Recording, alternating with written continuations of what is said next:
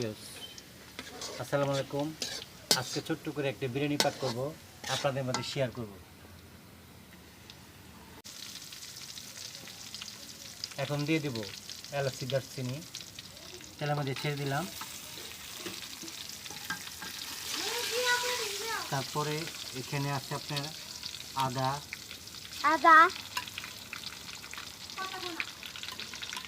পেঁয়াজ বাটা, রসুন বাটা।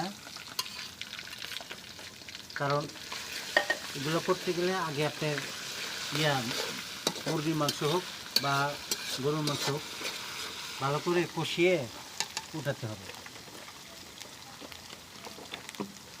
এখন দিয়ে দিব পরিমাণ মতো লবণ, একটু বেশি দিয়ে দিই কারণ ওখানে কম দিলেও চলবে।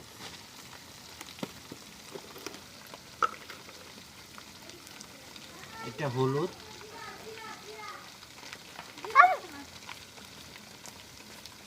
তিন চামচ দিলাম কারণ ওখানে তো লাগবে।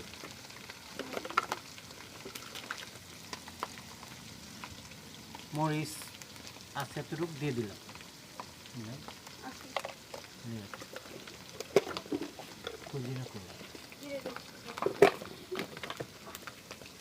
এখন দিয়ে দেব পরিমাণ মতো জিরা, কারণ গোস্তর সাথে তো আপনি চাউলটা অ্যাড হইব, তার জন্য একটু বেশি দিয়ে দিলাম।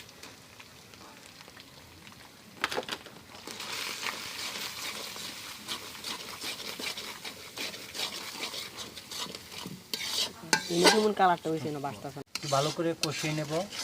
এই গোস্তটা কোথায়?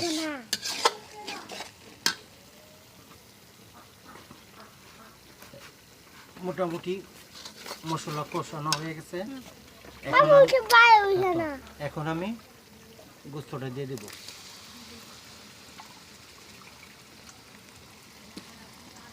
এখানে পানির একটু করে দিলে তাড়াতাড়ি হবে, কষানো হবে। নাহলে তো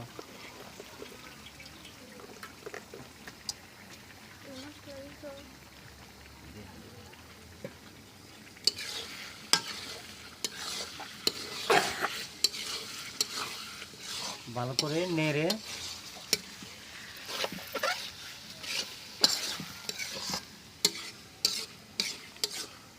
ডেকে দেব।